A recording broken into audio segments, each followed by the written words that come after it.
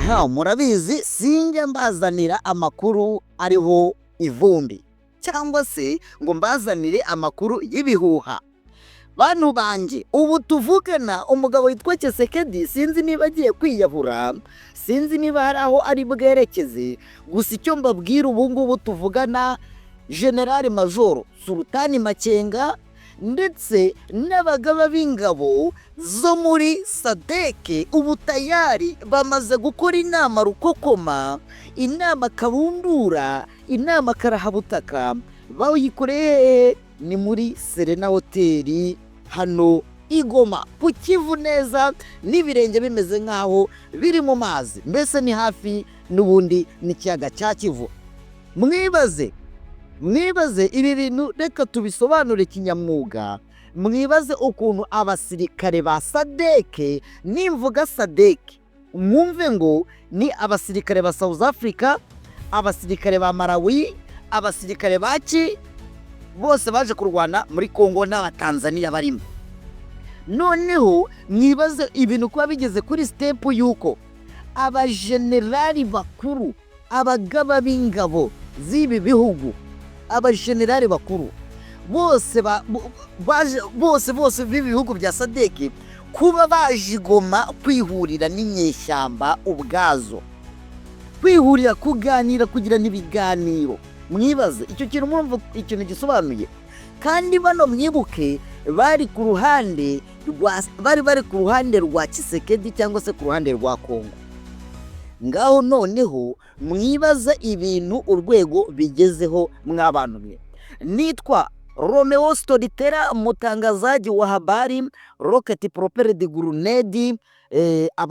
Arabahora bambaza ngo ariko ni njyewe ntugire ngo harundi, ni njyewe rwose ufite ahandi umenyereye, ariko ntago bivuze yuko tuba tutagomba gukora amakuru ngo tuyabagezeho. Kora subscribe, nitwa Romeo Storyteller, mutangazaji wa habari, rocket propelled grenade cyangwa se RPG. Kora subscribe ndakwinginze. Urabona ko turimo turazamura ibintu, turimo turazamura ibikorwa.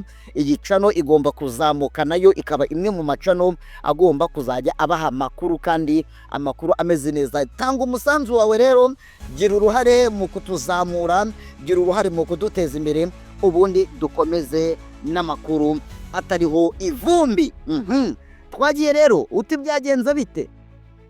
Nukuvuga ngo nyuma yuko n'itangazo ryitwa Lawrence Kanyuka, no muvugizo M23 mu bya politike musanzwe mumuzi, yagiye kuri Twitter arandika ngo ce vendredi le 28 mars 2025 cyangwa se kuri uyu wa gatanu tariki 28 z'ukwa gatatu 2025, une réunion s'est tenue entre le Sadec et l'AFC M23 à l'hôtel Serena. Nukuvuga ngo hari inama yahuje Sadec na AFC ibera kuri Serena Hotel Goma hano muri Kongo, concernant le retrait immédiat de la Samdrc de Goma. Nuvuga ngo iyi nama ikintu yari igamije kwari ukugira ngo ingabo cyangwa se ingabo zari ziri mu butumwa bwa Samdrc cyangwa se izi ngabo nyine za Sadec zose ziri Goma, zose kugira ngo zite zihava byihuse cyangwa se zihapurwe byihuse. Akomeza agira ati vous trouverez ci-dessous les engagements pris entre le chef d'état-major des forces de défense et de la communauté de développement de l'Afrique australe Sadec et l'Alliance Fleuve Congo AFC M23 FC M23 biraterwa no kubishaka M23. Nukuvuga ngo rero ngo ahangaha munsi niko yavuze ngo aha munsi ci-dessous les engagements pris entre le chef d'état-major, ati aha munsi ibikurikira ni imyanzuro yafatiwe mu nama yahuje abagaba b'ingabo cyangwa se abakuru b'ingabo za Sadec ndetse na M23. Mu myanzuro rero bizeho ni igihe baganiriye ku biki, ese ni bande bitabiriye iyi nama? Reka rero nyabuna kora subscribe ndakwinginze, ndakwinginze urabona abasabu baracyari bake ndashaka kubungira bumwe mu kuntera iyo nkunga ntacyo bitwaye nanjye nuyinyaka nzayiguha rwose nzayiguha.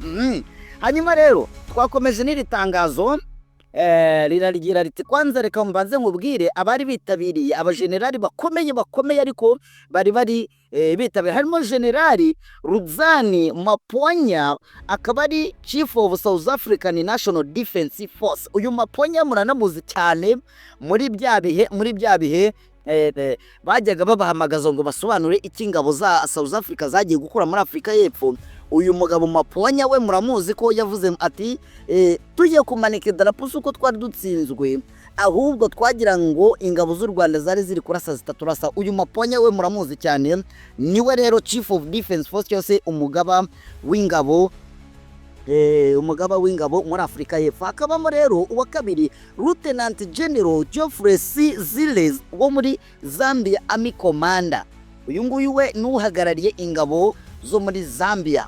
Hakabamo uwitwa Major General Seifo de Kalisha, representative of the Chief of Defense of Force of Malawi. Kwa Chakwera Perezida wa Malawi witwa Lazarus Chakwera. Uyu nguyu akaba yaje ahagarariye umugaba w'ingabo zo muri Malawi. Uwanyuma rero yitwa Major General Ibrahim Michael Muhona, representative of Chief of Defense Forces of the United Republic of Tanzania. Major General Ibrahim Muhona, Michael Muhona we yaje ahagarariye ingabo zo muri Repubulika ya Tanzania. Urumva ko rero aba bajenerali bose nta kindi cyabazanye usibye kwicara bakaganira na mwenyewe Major General Emmanuel Sultan Nziramakenga arababwira ati mwatwese inyeshyamba ariko twarabakubise turabahabya ati none muje kutwinginga ngo tugire icyo dusezerana. Ikintu ndimo ndibaza Kisekedi ubu bimeze bite?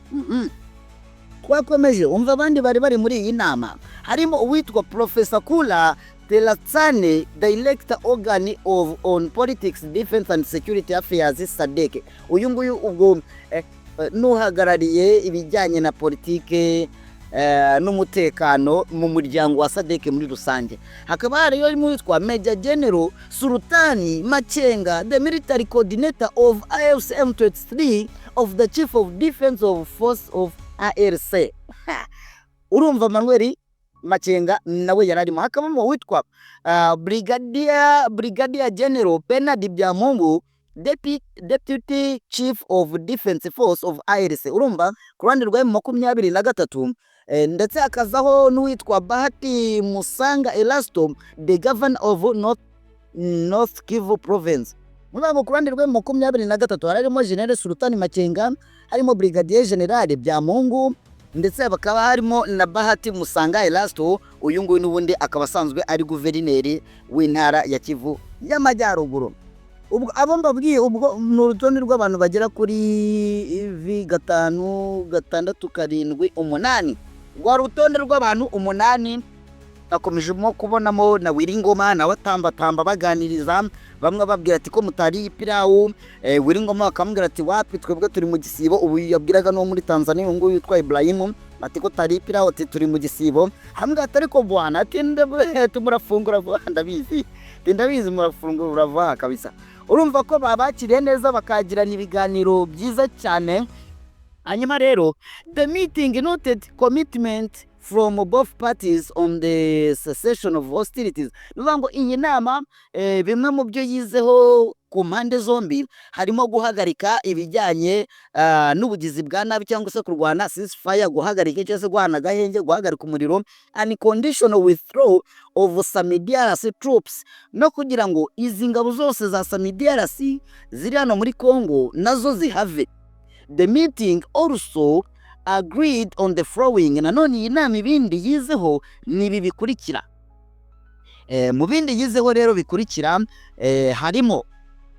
harimo kuba AFC M23 to facilitate immediate withdrawal of Samdrc troops with the weapons and equipment, leaving behind all the farthest weapons and equipment in the possession. Bivuga iki rero? bivuga ko izi ngabo zose za Sadec ubwo mu byo bumvikanyeho bwa mbere ni uko izi ngabo zose za Sadec zigomba kuhava hano muri Goma ariko zikavanamo n'ibikoresho byazo byose uko zabizanye, ariko ngo ibikoresho byose bindi bisigaye bya FARDC byose byo bikaguma hehe, bikaguma muri Kongo nk'uko babisezeranye. Ibyo ngibyo biri mu byo bafashe umwanzuro, baravuga bati izi ngabo zose za Sadec, ati izi ngabo zose za Sadec zari ziri hano Goma, izi ngizi zo zigomba kuhava ndetse n'ibikoresho biri mu byo basezeranye. Iki kirimo mbese mu ngingo zikomeye bizeho ndetse bafasheho n'umwanzuro. No kuvuga ngo ibikoresho byose bya Sadec bigiye kugenda, n'ingabo zose za Sadec zaba iza South Africa mbese ho zari zipfungeranye hose nizo mu yindi bihugu nizimara kugenda, ariko mu bikoresho bari bujyanye barasiga ibya FARDC. Nuvuga ngo niko ko M23 ifata Goma bariya bose yarabatsinze, ibi bisirikare byombi yarabitsinze, ariko hariho notabe nivuga ko Sadec igomba gutwara ibikoresho byayo gusa yazanye, ariko ibikoresho bya FARDC uko nayo bayitsinze byo bigomba kuhaguma, byo bakabigumana. Sadec igakora ko nukurobanura sinzi ese ko imbunda bagiye bazirunda hamwe mwoka byaramwe bazamenya bazivangura gute. Amagrenade akosovera yarasara se grenade ziba madarapo sinzi vuga babizi mujye muri comment mumbwire mwoka byaramye noneho aba bantu niba bazanyura niba utwara bazabinyuza umva nzaba mababereye nzabafatira amashusho hanyuma ikindi bumvikanyeho kiri kuvuga ngo AFC M23 to coordinate Samdrc from Samdrc's freedom of movement in preparation of withdrawal in accordance with the principles agreed upon. Nivuga ngo M23 kuva yemeye yuko cyangwa se bemeranyijwe yuko izi ngabo zigomba kuvayo, ariko none ngo M23 igomba kuba ari coordinating cyangwa se ariyo igenzura muvoma. Nuvuga ngo intambwe ku yindi y'imyiteguro ndetse yo kuva muri Kongo kw'aba basirikare ba Sadec n'ibikoresho byabo. Ikindi cya gatatu, both parties to facilitate the joint technical team assessment of the status of Goma International Airport in readiness for the opening. Ingingo ikomeye cyane. Ni ukuvuga ngo M23 byarangiye isabye Sadec yuko Sadec igomba kubafasha mu gutunganya gutegura ibisasu biri mu kibuga cy'indege ndetse na tour control cyangwa se uyu munara bakontorora indege. Murabizi ko bivugwa ko wangiritse ndetse n'ikibuga cy'indege cyagiye kigwamo amabombe. Muri make ubwo Sadec birumvikana ko hari amafaranga igomba gutanga n'ubundi bufasha kugira ngo iki kibuga cy'indege cya Goma gitunganywe cyongere noneho gitangire gikore neza, cyangwa se sinzi wasanga ari nayizi ngabo zizanyura. Ntago bigeze bavuga aho zizanyura, ariko uko biri kose niba bumvikane ko bagiye kugitegura kigakora neza, wasanga bashobora kwisangamo izi ngabo noneho zigiye mu ndege. Ikindi kintu bumvikanyeho Sadec will assist in the repair of Goma International Airport to facilitate Samdrc withdrawal. Aha yewe ingingo nari nyivuze mbere yuko nyigiraho. Nuvuga ngo Sadec will assist the repair, nuvuga ngo izafasha repair of Goma International Airport, izafasha mu gutunganya to facilitate Samdrc withdrawal, gutunganya iki kibuga cy'indege kugira ngo bizafashe izi ngabo za Sadec kugira ngo zihave. Byumvikana ko zizanyura ku kibuga cy'indege, imwirirwa mwirushya mwabyumvise. Zizanyura ku kibuga cy'indege. Akandi kantu bavuzeho holding a joint follow-up meeting between Sadec and M23 venue and dates to be agreed upon. Ruvuga ngo ibi byose ni bijyanye n'ubundi no kuzarekura izi ngabo mu gihe bumvikanyeho. Yewe the facilitation toward implementation, ibindi byose ni bijyanye no gushyira mu bikorwa. Yewe ngira ngo muri make itangazo ryashyizweho umukono na Major General Sultan Makenga, Military Coordinator of AFC M23, Chief of Staff ARC, kuri uyu 28 na Major General Ibrahim Mohona wa Tanzania nawe asinyaho.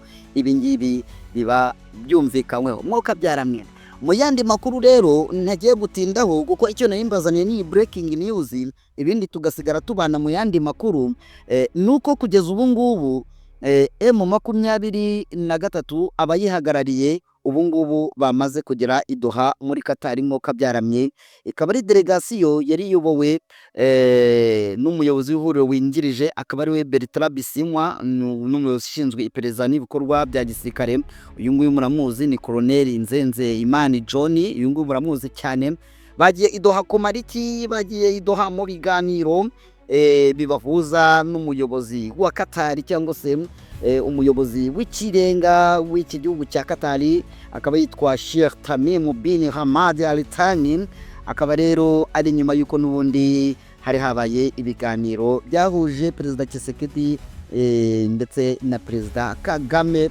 Ibiganiro bisa naho byatanze umusaruro, ariko FARDC ikaza kubikoma mu nkokora. Ku munsi waje nibwo nari kubabwira yuko igisirikare cy'Ababiligi ndetse na FARDC bateye ku kibuga cy'indege ndetse batwika indege 23 yajyaga yifashisha itwara abarwayi ndetse izana n'ibyo twakwita ibikoresho, imizigo. Akaba ari indege ntoya ku kabuga k'indege gato cyangwa se akitwa aerodrome kayitwa Kigoma. Aho ngaho n'ubundi ni muri Warikare. Imirwano n'ubundi muri Warikare kabikomeje, ariko ntabwo nari nje gukubwira ibijyanye n'imirwano, ahubwo nari nkuzaniye iyi breaking news yari iri kuvugwa yari iri kuvugwa muri diplomasi. Urabizi ko mugeze amakuru ya politiki, diplomasi, umutekano n'ubutabera. Nitwa storyteller, mutangazaji wa habari, rocket propelled grenade cyangwa se RPG. Nyabuna iyi channel ikeneye kuzamuka, dore abasabo baracyari bakeya. Nkandira aho ngaho, kandaho tuzamuka rero n'inkunga ngusabye, nanjye nuyinsaba nzayigwa. Abanyarwanda rero dutezanye imbere dukaraba umukoroni. Murakoze cyane, dusubire no mu yandi makuru aza kubagezweho.